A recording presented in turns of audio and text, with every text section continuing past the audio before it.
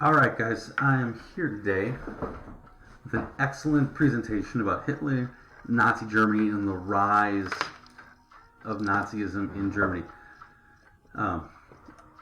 Play close attention as we go through this slideshow as to really what's being said.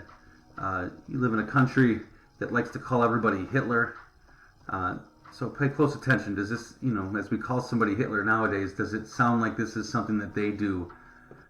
Personally, I think it's such an egregious thing we do that I want you to pay attention to how serious this is and how extreme Hitler gets. And while we want to avoid it as a country, it's nowhere near what we have now.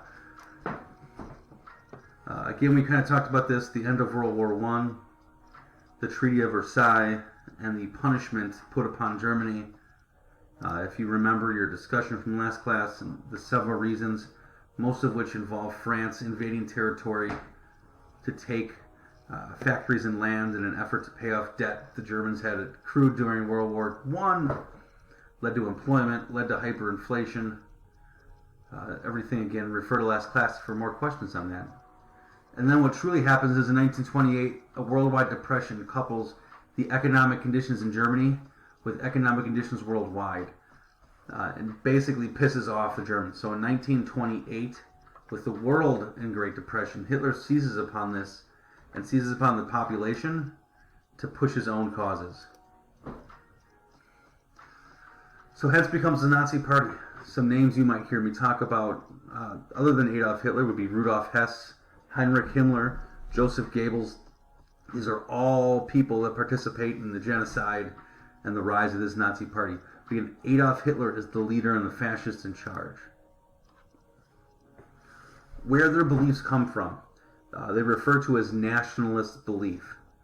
The Nazi parties saw this opportunity and seized on it as this return to German greatness. Remember what France did was take away that national pride of Germany. They forced them to surrender to a war they had yet to lose. They forced them to take full responsibility when in fact they didn't think they needed to, and then it crippled them. It made Germans appear weak, and these nationalist people saw as an excuse to hate the leadership. So these German citizens were looking for that return to greatness that existed prior to World War I. So it allows them for easy influence by this nationalist propaganda.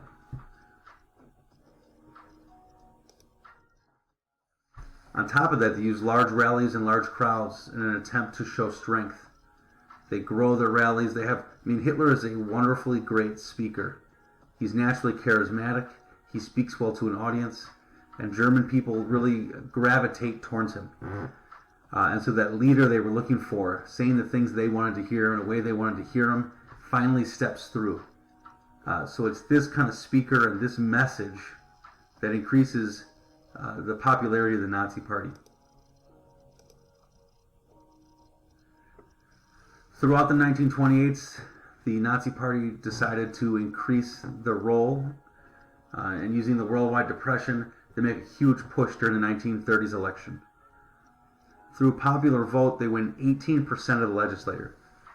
So the way the German legislature works is it's not like the United States. There isn't a two-party system. It's a multi-party system.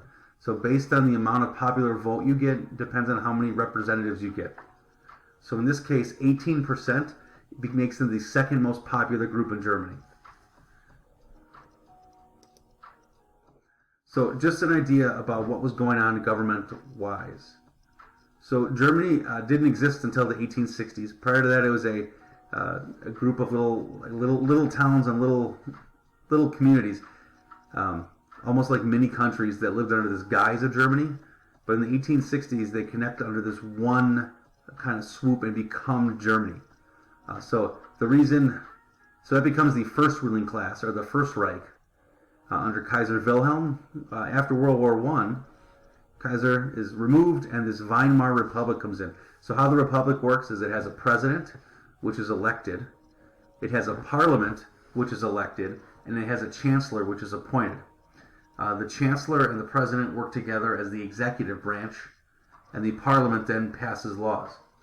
So the chancellor is voted on by the parliament. So all of these small, tiny groups have to come together in an agreement in order to pick a chancellor. So sometimes it takes a lot of time because I told you the second most popular group is 18%. Sometimes the first most only has 20. So it takes 2 or 3 or 4 groups working together to find a chancellor. It really forces people to work for compromise. At least that's the effort. But again, why they're called the Third Reich is because the Nazi Party takes over for the Weimar Republic. So the First Reich, Heinrich Wilhelm, Second Reich is the Republic. So it's really the only third ruling group of Germany. So prior to that, what we had is a bunch of random groups that just decided, they're going to rule their independent things separate. So now they've come together, they've created a country. So this idea of ruling is less than 100 years old, which is why they have such regional pride and they have pride in their country. Just important to realize that they don't have this. It's not like America where there's 240 years of a democracy and a history and strength behind it, and there's kind of this idea that this is how things go because they've gone this way for 200 plus years. They haven't done that in Germany, so it's a really easy system to dismantle in this republic. On top of the Nazi Party, a second popular party in the group becomes the Communist Party. So it's the only other populist group. Between the Nazis and the Communists, they control more than 50% of the legislature, which means more than half of the country decided that they were going either for the communist rule, which is like this brand new way of governing that is popular in the Soviet Union, or they're going to be Nazis. So there isn't really like this calm third choice. It isn't like the Nazis step into this calm, quiet country. There's a strong ruling party. Like none of that exists. They're trying to figure out which end of the spectrum they're going to go. The Nazis, which are these far right fascists, or these communists, which are these far left redistributors. So, they kind of have a stark choice. What you really see by that distinction is that neither party had a firm grasp, and Germans themselves hadn't made up their mind. But what is sure is that communism becomes a serious threat to the Nazis. If they can knock out communists, then all of a sudden the Nazi Party is over 50% of the legislature, which means they can pass all the laws. It means they can appoint the chancellor. It's a strong gig. In 1932, 30% of the seats. So right, 2 years later, there's another election. In 1932, they go from 18% to 30% of control. So now the Nazis become the most popular party in Germany. You notice I have not yet said Hitler because the Nazis did this as a group. They went to small local elections. They used these giant these rallies to get people excited to go to the polls, and slowly they built this consensus. And through some deal making and some deal broking and some intimidation, they get to forcefully choose the chancellor, and the person they choose as chancellor is Adolf Hitler. So now Adolf Hitler is put into a position of power. He's one of the 2 executive branches. The president holds more power, but Adolf Hitler is now a force to be reckoned with on the national scene. Again, this took 4 years and a Great Depression in order to get people this excited and this riled up. But if you know your U.S. history, you know that 4 years into the Great Depression was actually worse than the beginning.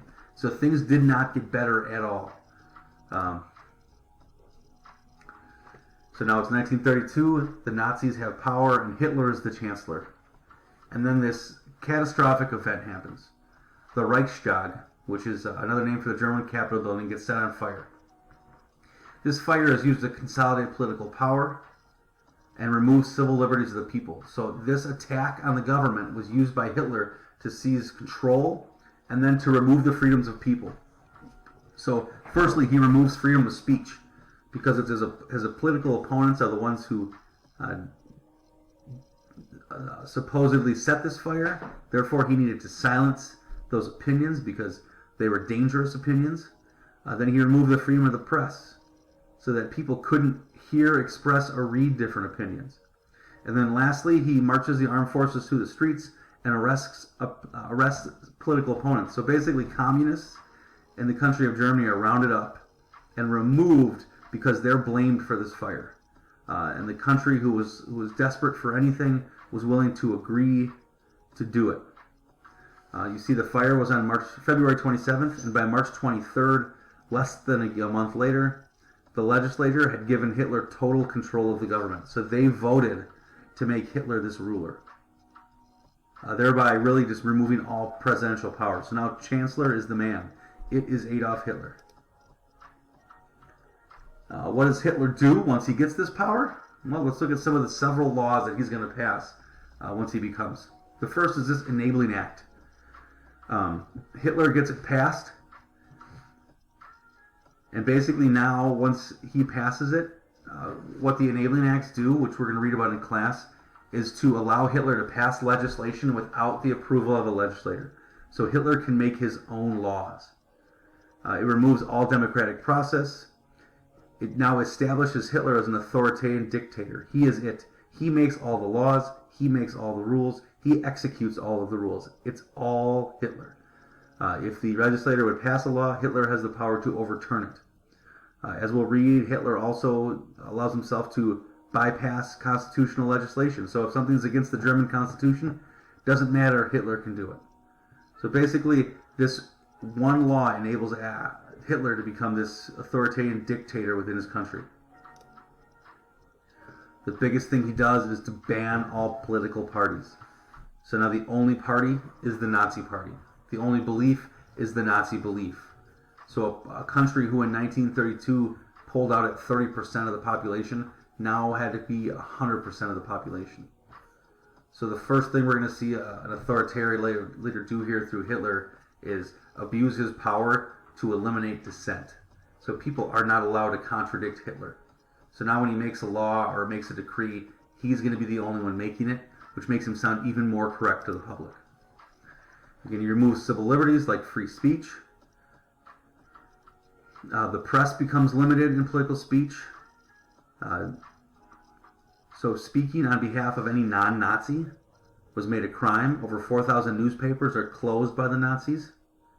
So they're allowed now to control the message with paper and use propaganda techniques throughout the media, through radio, through newspapers, through posters, and spread misinformation in an effort to control the public. Then we talk about religion, because in the end, most people put religion above government. It was also important for Hitler to control religion. First plan was to try to convert every German church to a state-run Protestant church, but that failed.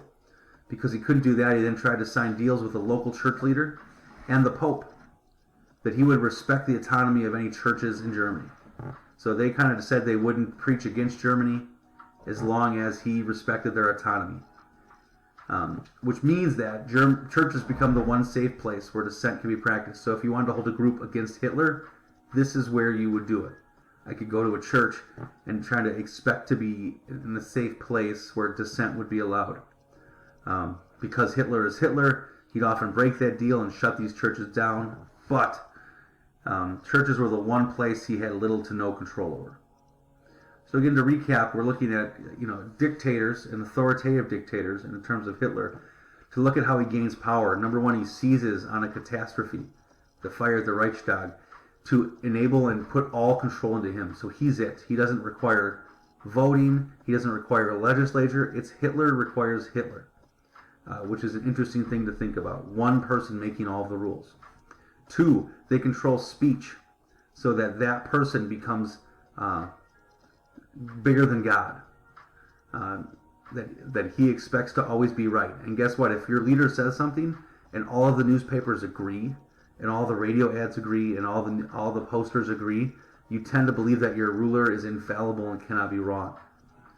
And so removing those civil liberties and dissent in an effort to make himself look greater and make himself look smarter is kind of the big deal. It's how he gets the populace to agree and that nationalist belief to be stronger. So I hope that helped. I look forward to talking about it more in class.